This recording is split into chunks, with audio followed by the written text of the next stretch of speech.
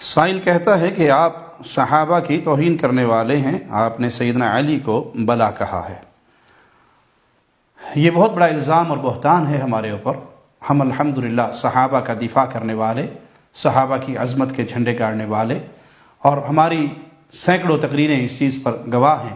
کہ ہم اہل بیت اور صحابہ کی عزت کا پیغام نشر کرتے ہیں اور صحابہ کے دشمنوں کو اپنا دشمن سمجھتے ہیں۔ رہا یہ سوال، تو یہ لفظ ہماری زبان سے جو ادا ہوا، اس سے ہمارا مراد، ہمارا مطلب یہی تھا کہ چیز کیا ہے۔ یہ الفاظ جو ہماری زبان سے ادا ہوئے ہیں، اس سے مراد جو بیان کرنے والا ہے وہی جانتا ہے کہ میں نے یہ لفظ کس لیے ادا کیے ہیں۔ تو اس سے مقصد یہ تھا، اس رافضی سے، اس شیعہ سے یہ سوال کرنا مقصد تھا کہ نہ علی خدا ہے، نہ خدا سے جدا ہے، تو پھر کیا چیز ہے؟ میں ایک بار پھر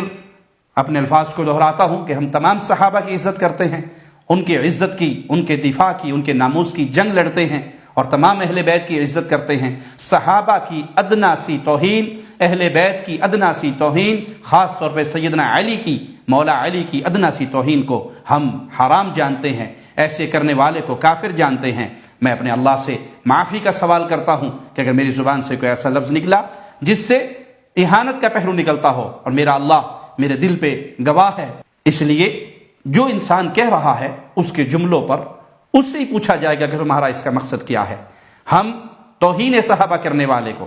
توہین اہل بیت کرنے والے کو مسلمان نہیں سمجھتے، اہل سنت نہیں سمجھتے، بلکہ انہیں دشمنان اسلام میں شمار کرتے ہیں، اور صحابہ کی عظمت کے جھنڈے کو لہراتے ہیں، اور اللہ سے دعا کرتے ہیں اللہ ہمیں اسی پہ زندہ رکھے کہ ہمارا دل پیارے نبی کے پیارے صحابہ، پیارے نبی کے پیارے اہل بیت کی محبت سے کوٹ کوٹ کے بھرا ہو، اور ہم اہل بیت اور صحابہ کی ناموس کا دفاع کرتے ہوئے اہل شرک کے ہاتھوں شہادت کی موت پائیں اور اس جہاں سے جنت کی طرف روانہ ہو جائیں۔